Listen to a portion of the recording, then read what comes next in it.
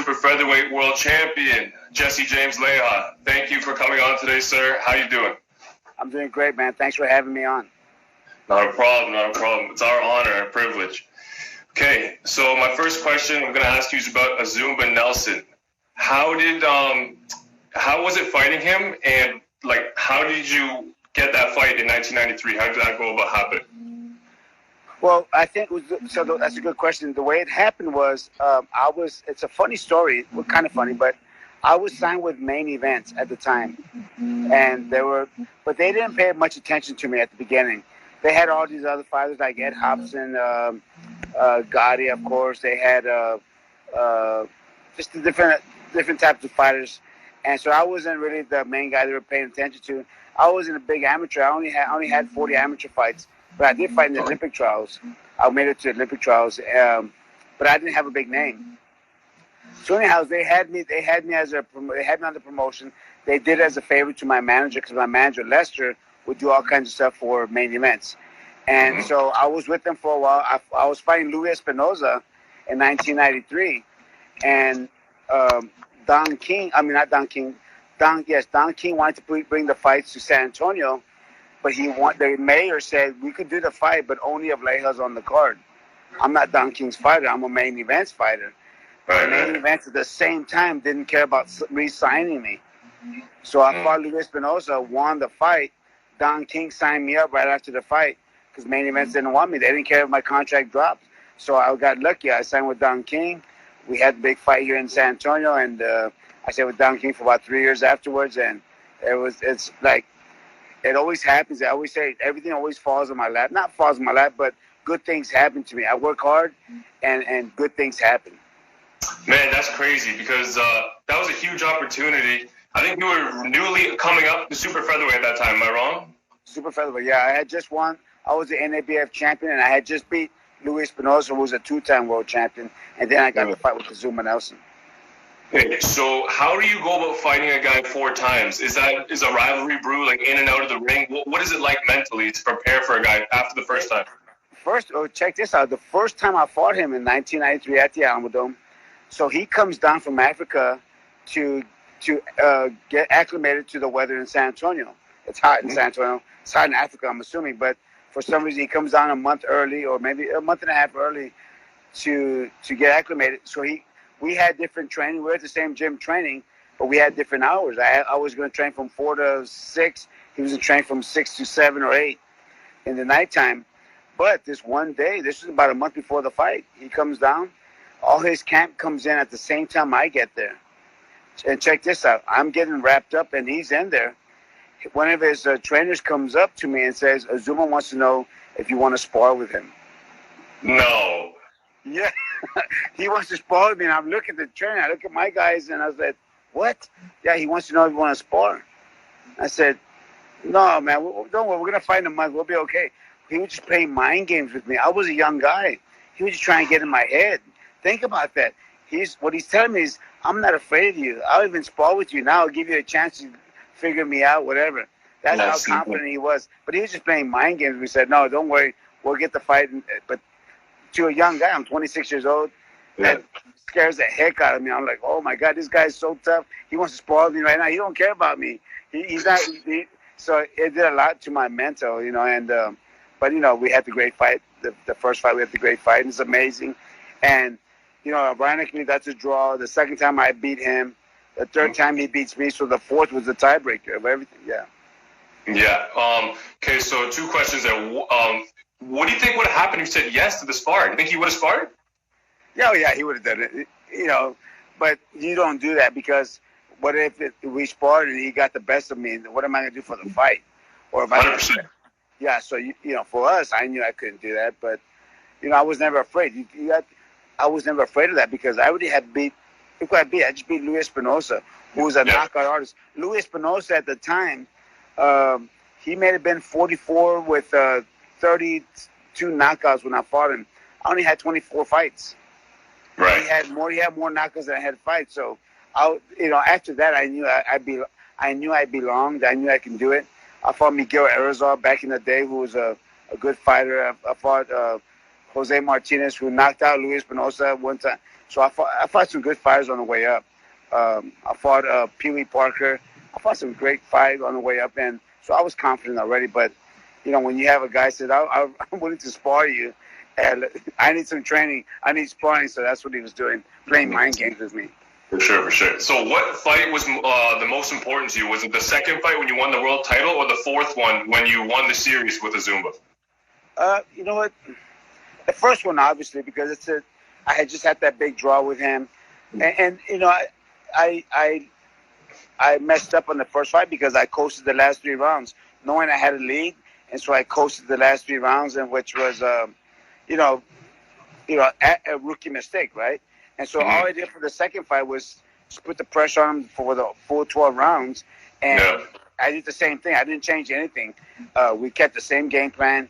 We just put the pressure on him for all 12 rounds, and that's what worked. Fair enough. Personally, I just rewatched the first fight. I thought you edged it. It was a close fight, though. It was a close fight, and I think if I would have won one of the last round or one of those last 3 rounds, I think I would have done well. But if that would have happened, maybe we wouldn't have had the 4-fight series with him. True. Okay, so after the second fight, you become WBC world champion. How does life change? What happens for you there? It changed mainly because of the fanfare. Wherever I went, people always wanted to come by and take pictures and all that. Coming out on the way back from Vegas, we were in the plane. The pilots come back and take photos with me, and so it was a big deal for me. I only started fighting when I was 19 years old, and so I was I fought 2 years as an amateur. Then I turned pro, so I was always learning as I was going. I was always learning, so that was a big deal for me. Going to Vegas and seeing my name on the lights, on the billboards, it was special to me. That was something new that never happened, so I was excited about it. Fair enough, yeah. I can't even imagine, especially as a young man. You were like 26, 27 when you won the title, right? Yeah, 27. I think 27 when I won the title. That's crazy, man. The world's your oyster. There's total 2 as an amateur and 6 as a pro or 5 as a pro, and so all this was new to me. And walking into and seeing Don King hanging out with me, Don King signing me up, it was a big deal. So I was excited. I had 57 professional fights, and every one of those fights I was always learning something new and trying to figure out where I belonged in the sport. I had a great I had a 17-year career, and that's unheard of for someone that only had 30 amateur fights. Yeah, especially starting that late too. Yeah. Okay, so you became world champion at 130, and then shortly after that, or not too long after that, you moved up to 135 to lightweight. What was the reasoning behind that? Would you sell the money fights there, or want to be 2-time world champion? No, I always had trouble making weight. I've always walked around, back, we didn't know what we know nowadays. Like back then, you don't drink water, don't eat meat, and now it's the opposite. Now you eat high protein, low carb. Yeah. Back then, we were making ourselves fat just training by eating all the rice, eating all the pastas, and eating breads. It was the worst thing we could do to our bodies. You think about it. I always tell people this: how good. I'm not saying myself, but other fighters, even other fighters. Think about Hagler and all those guys that had the wrong diets, doing what they did back in the day. Could you imagine we had the technology of eating right, eating high protein, low carbs? How much better they could have been as well, or how much better I could have been if I didn't have to kill myself to make weight. Every fight that I had, and I'm 5'5", but I carry a lot of bulk. I'm 5'5", but I carry a lot of muscle, and I dropped 20 pounds to get ready for every fight. Every single fight I had to lose 20 pounds. So not only are you fighting against a great competitor, you're fighting the weight of trying to get down and making weight. So we always had 2 fights, making the weight and then fighting the fight. So did you have to sauna down the morning of? How did you go about that? The week before, we couldn't eat, drink water. I was just working out 3 times a day, running like crazy. I would run in the morning, 5, 6, 7, 8 miles. Run in the evening, 4, 5, 6, 7 miles at 10 o'clock. Wake up in the morning, run again, just to get my weight down the last week. So I would drop, 5 to 8 pounds the week before the fight. It was the worst thing in the world. And one of the worst ones that I had a 3-week notice to fight Sugar Shane Mosley in 1998. 3-week notice, because I had got hurt. I was going to fight Gabriel Ellis on a rematch. I was sparring with some guy, hit me in the back of my back and separated my rib from my sternum. And so I had to pull out of the fight. And then 3 weeks later, I get a call to fight Shane Mosley again. And you don't turn down world title fights because you didn't. I mean, first of all, you're lucky if you get one. And so to be able to fight Shane Mosley for all 3 belts, you don't say no. So I had to, gut it out and get my weight. I had to drop 17 pounds in 3 weeks and then fight Sugar Shane Mosley on top of that.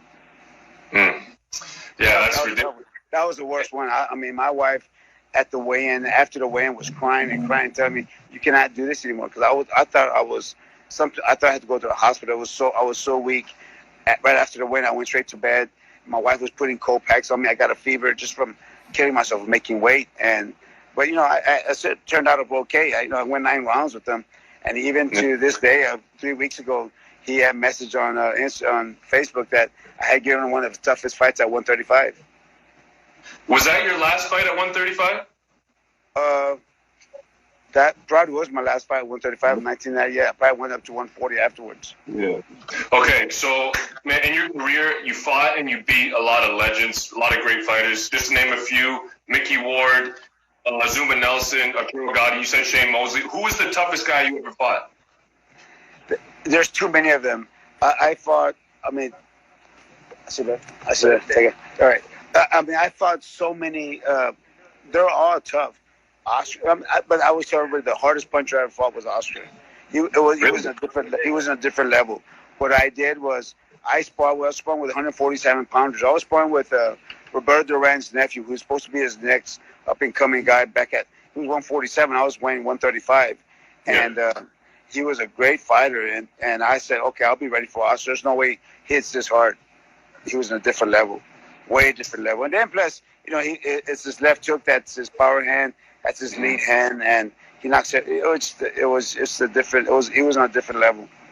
That surprised me because I feel like at lightweight, I always thought that Shane Mosley was the bigger puncher. Look at my fight with Shane. I was in there.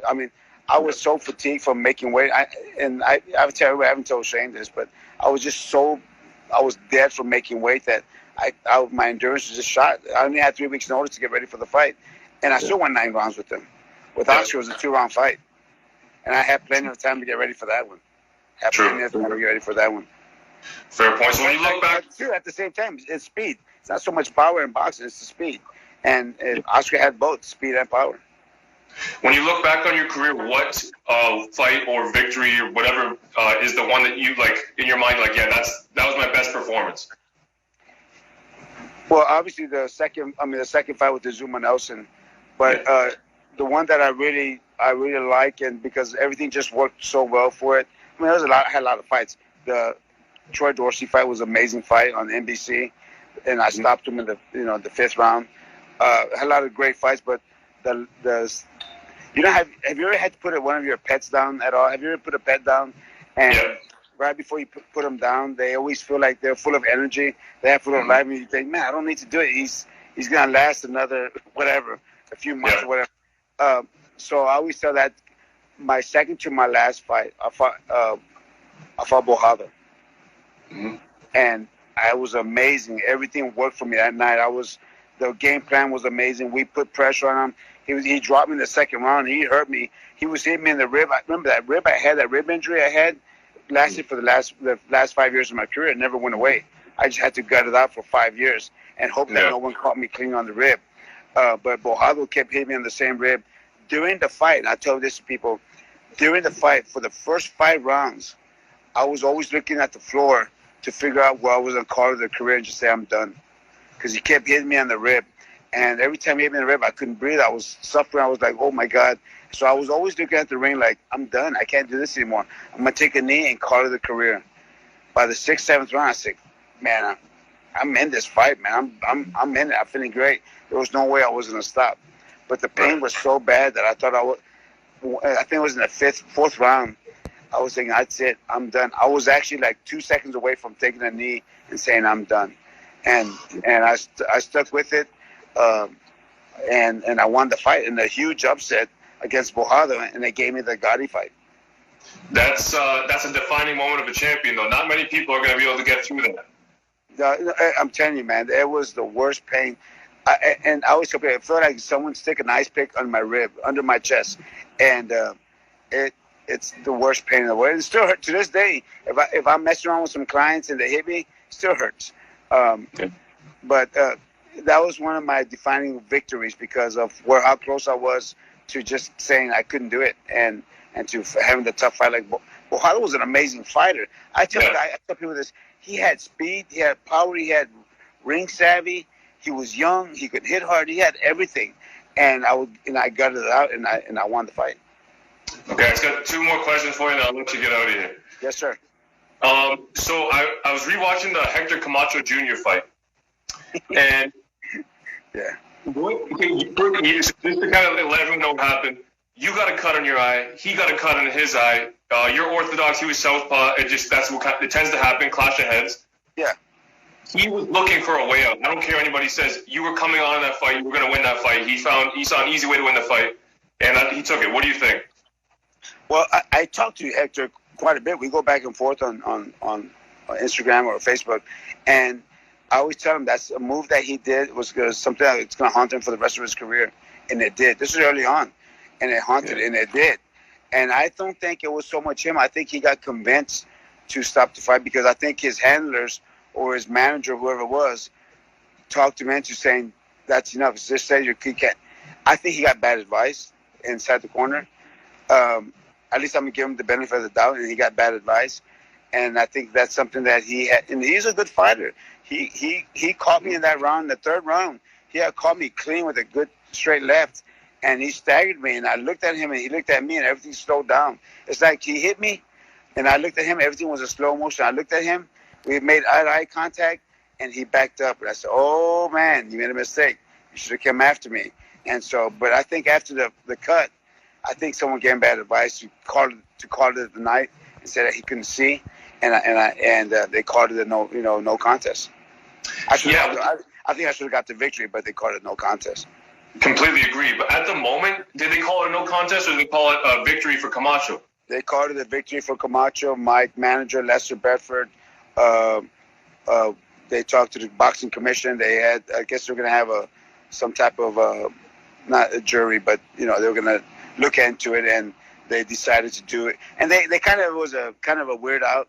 It was a weird out for them. They said that the bell rang for the for the sixth round, that it should not have rung, and so therefore they had to cancel it or make it a no contest, which is an easy way out.